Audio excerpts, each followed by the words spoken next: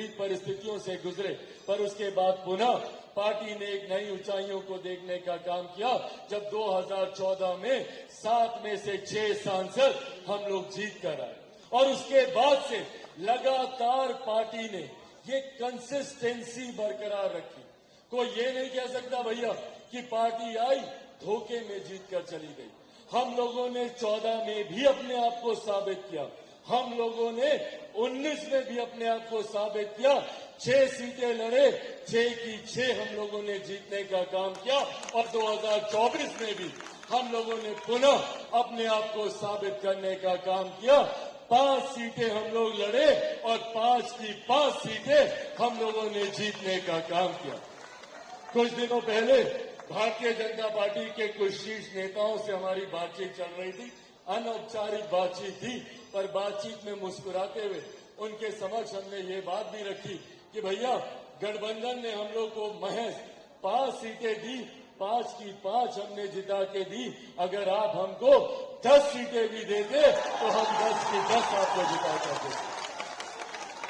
ये विश्वास आज की तारीख में गठबंधन के साथियों का भी लोक जनशक्ति पार्टी रामविलास में, आज ये विश्वास गठबंधन के साथी भी हम लोगों पर करते हैं कि 100% का अगर रिकॉर्ड कोई पार्टी बरकरार रख सकती है तो वो लोक जनशक्ति पार्टी रामविलास।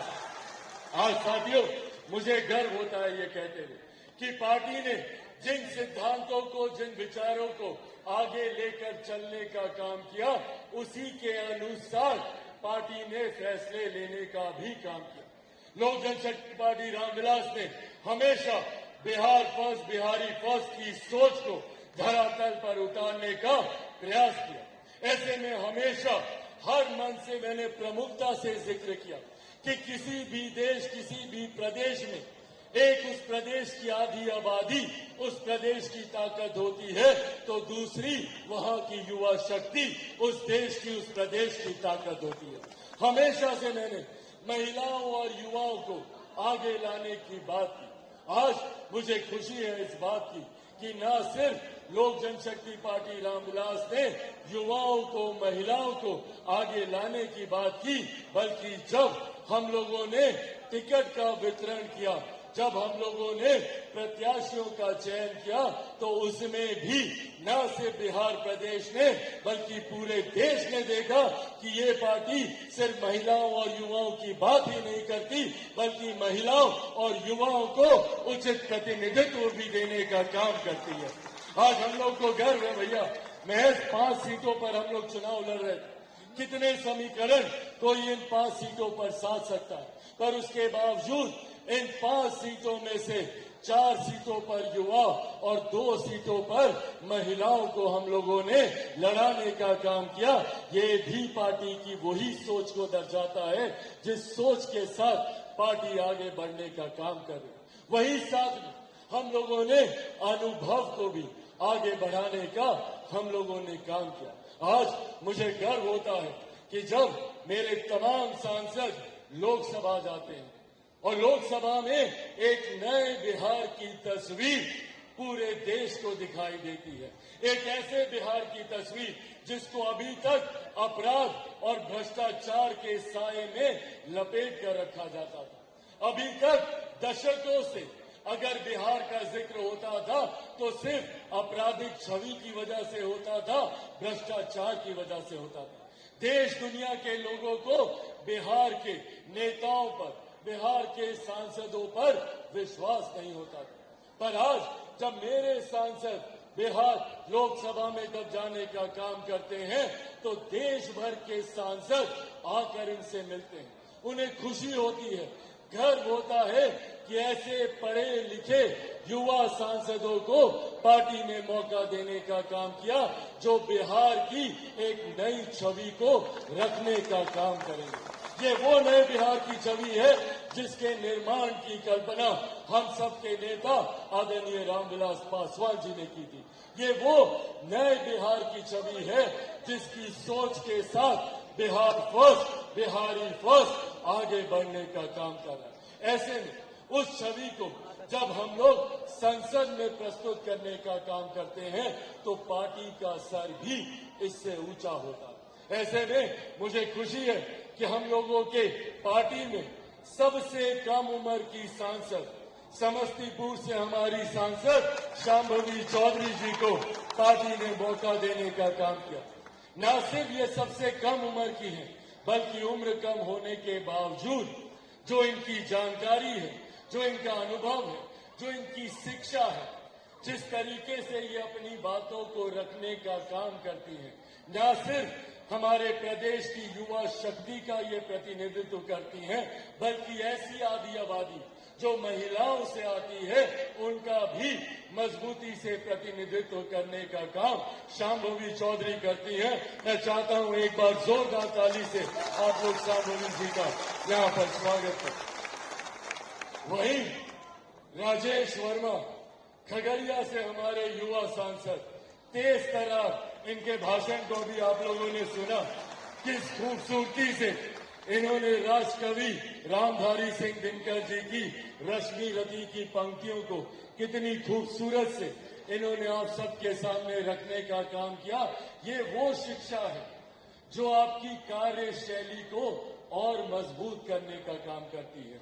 ये वो जानकारी है जो आप लोगों की समस्या का समाधान रखने की क्षमता रखती है। ऐसे में मुझे उम्मीद ही नहीं, पूरा विश्वास है, इन्होंने अपने संबोधन में जिक्र किया खगड़िया का, जहां खगड़िया मेरे नेता, मेरे पिता आदरणीय रामविलास पासवान जी की जन्मभूमि रही है, तो वहीं मेरी भी भूमि रही है। आज भी मैं इन्हीं का वोटर हूं, इन्हीं को वोट करने में भी खगड़िया शहर बनने जाता हूं। तो ऐसे में राजेश वर्मा जब सदन में अपनी बातों को रखेंगे तो ये उन युवाओं का प्रतिनिधित्व करेंगे जो बिहार के युवा आज भी बिहार छोड़कर दूसरे प्रदेशों में जाने के लिए मजबूर होते हैं। जो ऐसे युवा जिनको अपने राज्य में अवसर नहीं मिलते, उनकी उम्मीदों को, उनकी आकांक्षाओं को पूरा करने का काम राजेश वर्मा करेंगे। मैं चाहता हूं एक बार जोरदार ताली से आप लोग राजेश वर्मा का भी यहां पर स्वागत करें। यहां पर मौजूद मैंने अनुभव का भी जिक्र किया। 2 बार की हमारी सांसद, वैशाली से हमारी सांसद आदरणीय वीणा देवी जी का भी आप लोग जोरदार ताली से आप लोग यहां पर स्वागत करें। साथियों, कई लोगों ने कई सवाल मुझ पर उठाए जब टिकटों का वितरण हुआ। कई अपनों ने भी सवाल उठाए और बाहर के लोग तो अक्सर सवाल उठाने का काम करते हैं। पर एक बात मैं चाहता हूं कि आप सब भी इस बात को गांठ बांधकर चलें कि माफी मांगने वाले से बड़ा माफ करने वाला होता है। और अगर कोई इंसान ईमानदारी से पश्चाताप करता है और सही समय पर अगर अपनी भूल को सुधारने का प्रयास करता है, तो हम लोगों को भी दिल खोलकर अपनाना चाहिए। पर हाँ, शर्त ये होनी चाहिए कि उस पश्चाताप में ईमानदारी होनी चाहिए। शर्त ये होनी चाहिए कि समय रहकर आपको अपनी भूल को सुधारना होगा।